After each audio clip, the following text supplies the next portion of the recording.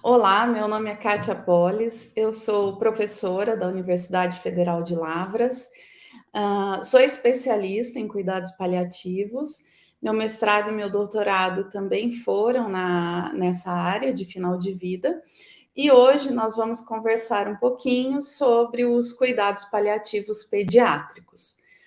Antes da gente falar sobre os cuidados paliativos pediátricos, eu gostaria de introduzir o tema porque não é todo mundo que tem familiaridade com a temática, né, de cuidados paliativos. Então, o termo paliativo, ele vem do latim paliare, que significa cobrir com um manto. Então, é uma alusão a esse manto que os cavaleiros usavam durante as cruzadas e que os protegiam das intempéries do tempo.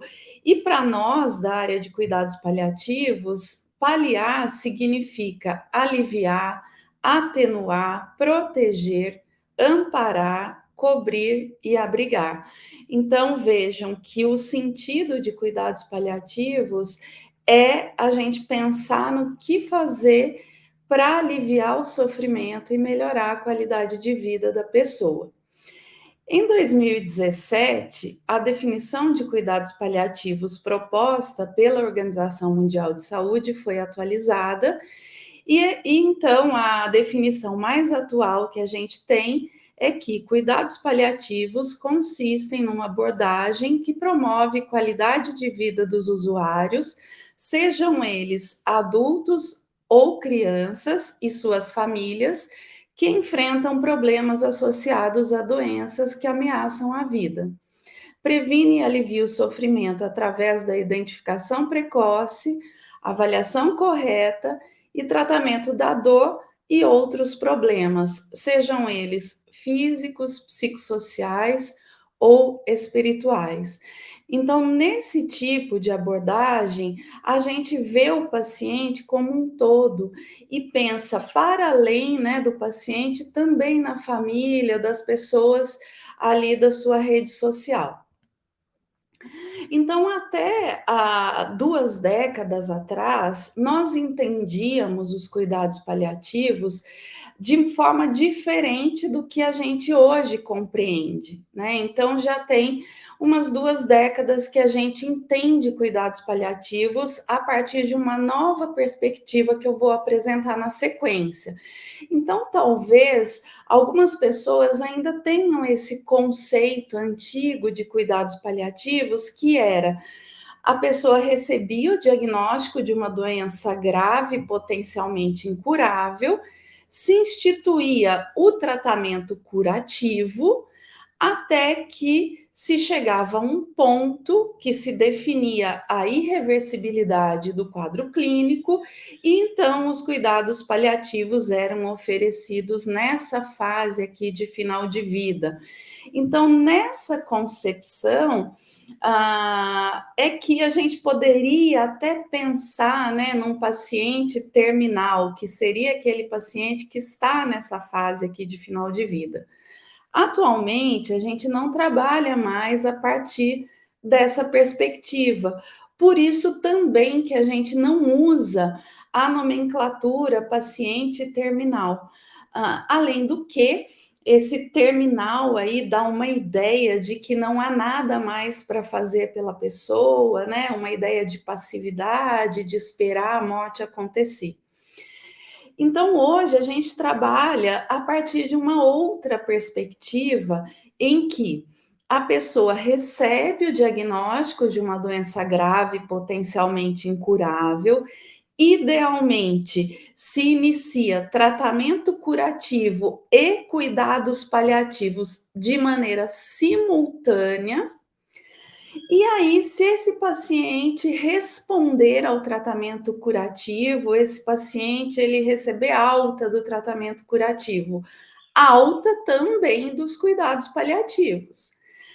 O paciente pode ter alta dos cuidados paliativos? Sim, o paciente pode ter alta dos cuidados paliativos. Suponhamos que esse paciente não responda ao tratamento curativo e se chegue na definição de irreversibilidade do quadro clínico. Então, aí, os cuidados paliativos ganham maior ênfase nessa fase de final de vida. E quando o paciente morre, a família ainda é acompanhada por um tempo durante o processo de luto pela equipe dos cuidados paliativos. Vejam que hoje a gente trabalha com um conceito muito mais ampliado de cuidados paliativos. Então, não faz mais sentido a gente falar que cuidados paliativos são oferecidos para pacientes terminais, porque a gente entende esse processo de oferecer cuidados paliativos como algo muito mais ampliado. Então, quando o paciente está nessa fase de cuidados paliativos exclusivos, como é que a gente denomina o paciente? Paciente fora de possibilidades terapêuticas de cura, ou paciente em fase de final de vida. Então, hoje a gente não usa essa nomenclatura, né, de paciente terminal. Então, pensar cuidados paliativos é algo que vai muito além do abandono terapêutico, né? Então, tem gente que fala: o paciente não está respondendo mais aos cuidados paliativos, aos cuidados. Júlia, vou repetir. Vou ter que repetir, porque eu falei uma palavra errada. Sem problemas, é só continuar, professora. Tá, vou começar o slide de novo. Tá bom. Então, na perspectiva atual de cuidados paliativos, a gente entende da seguinte forma: a pessoa recebe o diagnóstico de uma doença grave, potencialmente incurável, idealmente vai iniciar tratamento curativo simultaneamente aos cuidados paliativos, e aí observa-se o desfecho da situação. Caso esse paciente responda ao tratamento curativo, ele vai ter alta do tratamento curativo e alta dos cuidados paliativos. O paciente pode ter alta dos cuidados paliativos? Sim. Nessa concepção, a gente pode, inclusive, pensar em alta de cuidados paliativos. Mas suponhamos que esse paciente não responda ao tratamento curativo e se chegue na definição da irreversibilidade do quadro clínico. Então, a partir deste momento, o paciente idealmente recebe cuidados paliativos exclusivos nessa fase de final de vida. E a equipe de cuidados paliativos idealmente vai acompanhar essa família durante o processo de luto. Então, a partir dessa nova perspectiva, nós entendemos os cuidados paliativos como algo muito mais amplo do que oferecer assistência somente nessa fase aqui de final de vida. Então, não faz mais sentido a gente usar a denominação paciente terminal. A gente usa, quando a pessoa está nessa fase de final de vida, a denominação paciente fora de possibilidades terapêuticas de cura, ou paciente em fase de final de vida. Então, a partir dessa perspectiva, nós entendemos os cuidados paliativos de maneira muito mais ampliada. Ainda hoje, tem muita gente que confunde cuidados paliativos como cuidados de segunda linha. Então, quando não tem mais possibilidade de oferecer o tratamento curativo para o paciente, muitas vezes as pessoas falam: então vamos oferecer um cuidado paliativo, de forma até pejorativa, como se fosse um cuidado de segunda linha ou até um abandono terapêutico. E, na verdade, não é com essa ideia que nós trabalhamos. Então, cuidados paliativos são cuidados ativos e totais, direcionados às pessoas que se encontram com diagnóstico de doença grave potencialmente incurável. Então, o grande desafio atualmente é a gente incluir os cuidados paliativos nos cuidados curativos. Então, cuidado curativo e cuidados paliativos não são duas entidades separadas ou excludentes. O ideal é que a gente consiga abrir essas duas portas quando a pessoa se encontra diante do diagnóstico de uma doença grave, potencialmente incurável. Então, para nós da área de cuidados paliativos, o objetivo maior é proporcionar ao paciente a ortotanásia, que seria a morte no momento certo, a morte natural, sem abreviação nem prolongamento do processo de morrer. Então, nós não trabalhamos com o conceito de eutanásia, que seria a antecipação da morte, até porque a eutanásia é legalmente proibida no Brasil. Mas também nós trabalhamos no sentido de prevenir, de combater a distanásia, que seria o prolongamento do processo de morrer às custas de sofrimento, tanto para o paciente quanto para a família. Então, do ponto de vista ético, também colocar uma pessoa numa condição de distanásia é algo inaceitável. Então, o que a gente visa é a ortotanásia. E aí, diante, né, de toda essa contextualização, como que a gente pensa cuidados paliativos quando o paciente é uma criança ou adolescente? É claro que pensar sobre a possibilidade de morte de uma criança ou adolescente é algo muito mais desafiador do que quando a gente se defronta com a morte de uma pessoa idosa, por exemplo. Por quê? Numa perspectiva de ciclo vital, a gente espera que as pessoas elas possam, né, nascer, crescer, envelhecer e morrer. Então, a morte seria considerada mais natural quando acontece aqui na senilidade. Quando a morte acontece na infância ou na adolescência, ela é algo fora de lugar numa perspectiva de ciclo de vida. Então, se é desafiador a gente pensar em cuidados paliativos numa cultura em que nega a morte a todo custo, mais ainda quando a gente pensa na possibilidade de morte de uma criança ou de um adolescente. Em 1998, já uma definição bastante antiga, a Organização Mundial de Saúde definiu cuidados paliativos pediátricos como cuidados ativos e totais com o corpo, a mente e o espírito da criança, envolvendo também o apoio à família, é claro. Só para a gente ter uma ideia, esse é o último mapa de desenvolvimento dos cuidados paliativos pediátricos no mundo, né?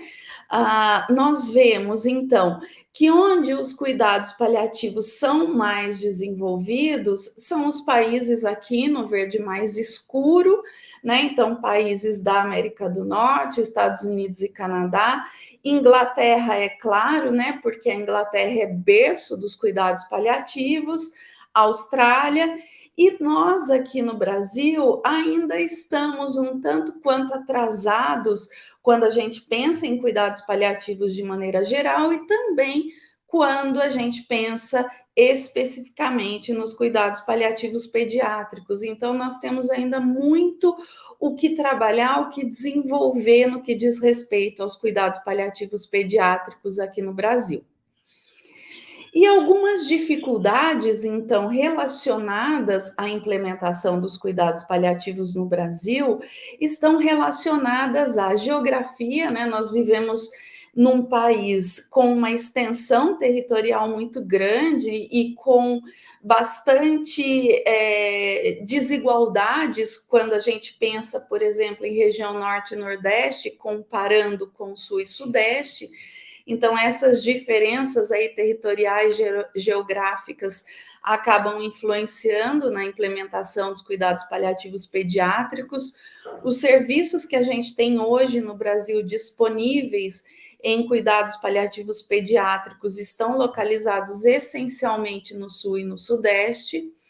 Outro problema é a falta de educação, né? Então, de inserção do tema cuidados paliativos na formação dos profissionais de saúde. Isso é algo que também a gente ainda hoje observa, que as escolas na área da saúde não contemplam a temática cuidados paliativos na sua grade curricular. Outra questão é a falta de consciência pública da necessidade dos cuidados paliativos, no sentido de oferecer uma morte com maior qualidade à população. O estigma e a falta de consenso sobre as doenças e condições adequadas para que os pacientes possam receber os cuidados paliativos pediátricos.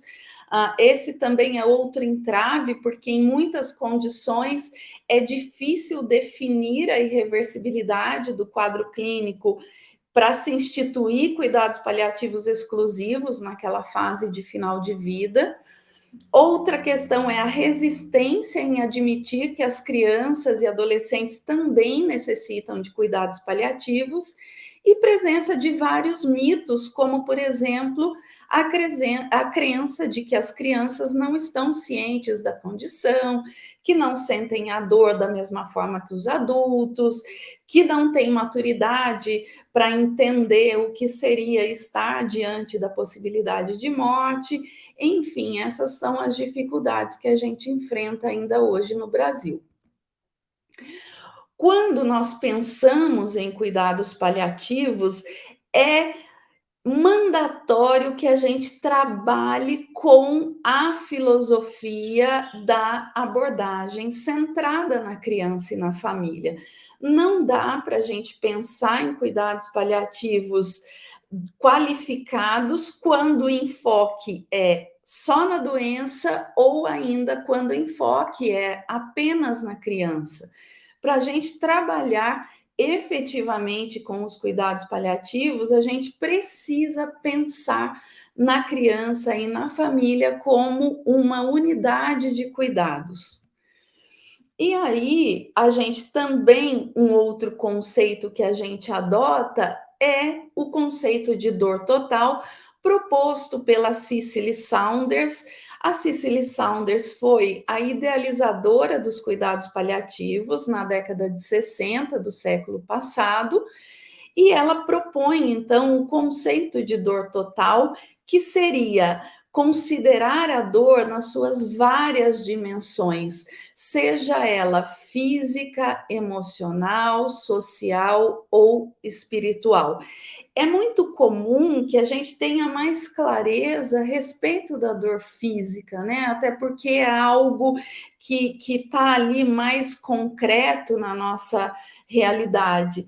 Mas existem outras dimensões que também contribuem e provocam dor, que seriam essas outras 3 dimensões que a gente precisa considerar quando a gente trabalha em cuidados paliativos. E para a gente conseguir abordar a dor total, o ideal é que haja o trabalho em equipe multidisciplinar. E nessa equipe de cuidados paliativos, idealmente, deveria ter vários profissionais com vários olhares diferentes, para que cada um, dentro da sua expertise, pudesse abordar de maneira mais efetiva o sintoma, o sinal que o paciente apresenta.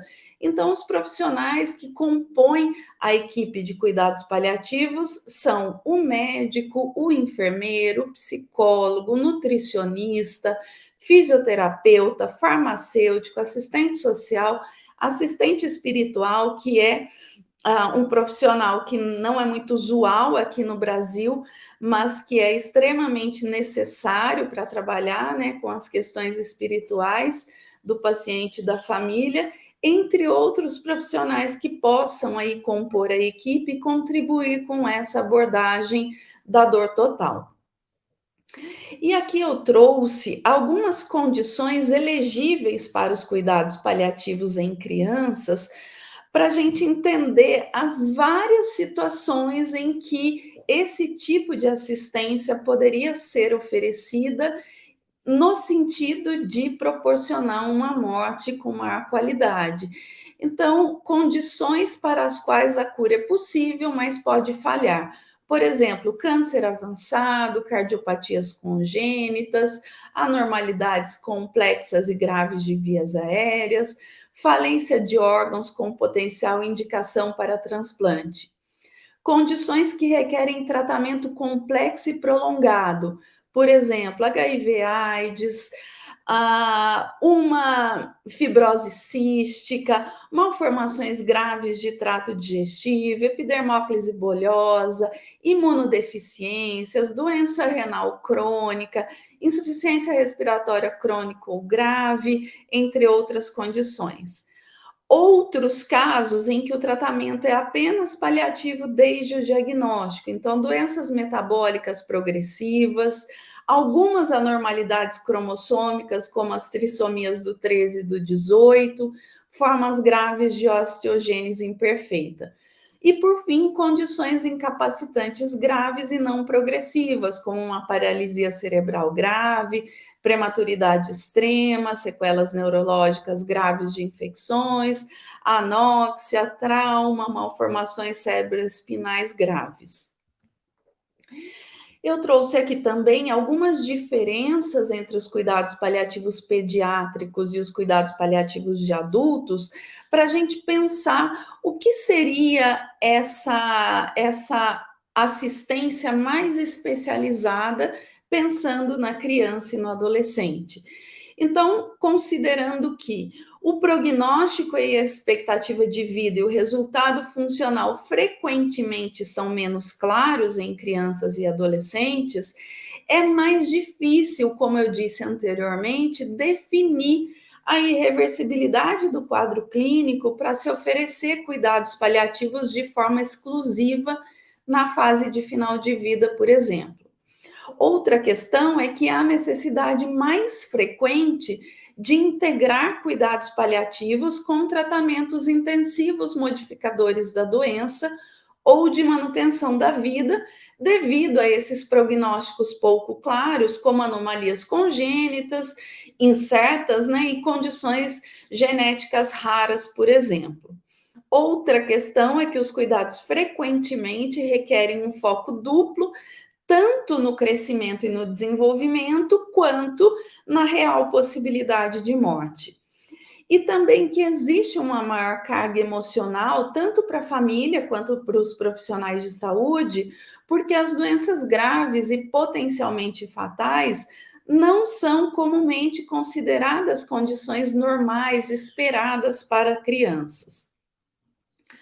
Outro ponto é que os pacientes passam por mudanças contínuas de desenvolvimento, por exemplo, mudanças físicas, hormonais, cognitivas, expressivas e emocionais, e a gente precisa integrar esses aspectos aos cuidados paliativos, que os pacientes têm necessidades variáveis de informação, demandas recreativas e educacionais, e modos diferentes de lidar com o estresse, com a dor, com o sofrimento, dependendo da faixa etária, do nível de desenvolvimento cognitivo e emocional, que algumas condições genéticas podem afetar vários filhos em uma família e criar um sentimento de culpa nos pais, então é necessário que a equipe de cuidados paliativos tenha sensibilidade para trabalhar essa questão da culpa dos pais e conhecimento necessário para discernir o desenvolvimento emocional e cognitivo da criança e se comunicar de uma maneira apropriada para o desenvolvimento emocional e cognitivo, dependendo da faixa etária dessa criança. Então, esses são alguns desafios que a gente encontra, né, a mais aí quando a gente pensa em cuidados paliativos pediátricos. Então, vamos pensar aqui onde esses cuidados paliativos pediátricos poderiam ser oferecidos. Então, nós poderíamos pensar na oferta de cuidados paliativos pediátricos no domicílio da criança.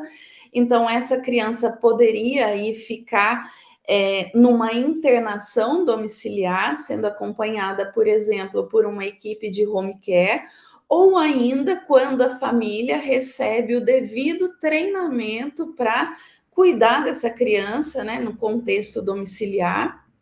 Outra possibilidade seriam os hospitais-dia.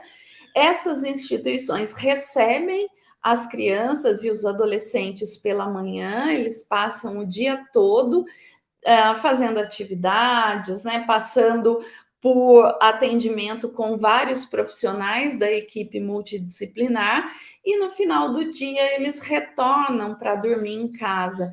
Então, esta é uma modalidade que tende a crescer, porque a gente consegue oferecer uma assistência de qualidade para a criança e para a família, e a gente também possibilita que os familiares possam aí voltar ao trabalho, né? Ter uma rotina mais ou menos próxima do normal, enquanto a criança passa o dia nessas instituições. Uma outra possibilidade seriam os hospitais, e dentro dos hospitais, então, a gente tem hospital que dispõe de uma ala específica de cuidados paliativos e hospitais gerais que não dispõem de alas específicas de cuidados paliativos, então os pacientes ficam internados numa enfermaria geral ou então em enfermarias especializadas que vão receber, né, esses pacientes com a finalidade de prestar cuidados paliativos. O ideal é que os pacientes em cuidados paliativos não fiquem na UTI. A unidade de terapia intensiva seria o último lugar que nós pensaríamos para oferecer cuidados paliativos. Por quê? Na UTI, a gente tem um acesso limitado, é um acesso restrito que a família acaba tendo nesse ambiente. É difícil a gente conseguir proporcionar um ambiente mais agradável, mais próximo do que seria o que a criança tem em casa, por exemplo. Então, a UTI seria o último lugar que nós pensaríamos para a criança, para o adolescente ficar na fase de final de vida. E ainda nós temos a possibilidade dos hóspices. A gente não tem uma tradução muito boa de hóspice aqui no português. Então, os hóspices são instituições destinadas exclusivamente aos cuidados paliativos. Nós já temos alguns hóspices aqui no Brasil, principalmente no Sul e no Sudeste, né? Em vários países da Europa, Estados Unidos, é muito comum a gente encontrar essas instituições onde as pessoas podem ficar nessa fase de final de vida e ter um processo de morrer com mais qualidade, né? Com a presença da família, das pessoas queridas. Então, aqui caminhando para o final, nós podemos entender que os cuidados paliativos pediátricos constituem uma demanda na área de saúde pública, podendo também ser considerados uma necessidade humanitária. Desse modo, é essencial que os profissionais de saúde estejam capacitados a avaliar e aliviar o sofrimento físico, psicológico, social e espiritual da criança e da sua família.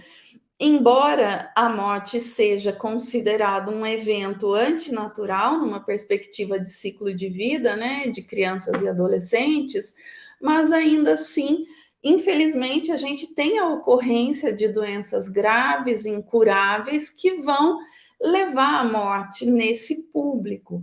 Então, nós precisamos pensar em estratégias, em possibilidades de oferta de cuidados paliativos pediátricos com qualidade para esse público.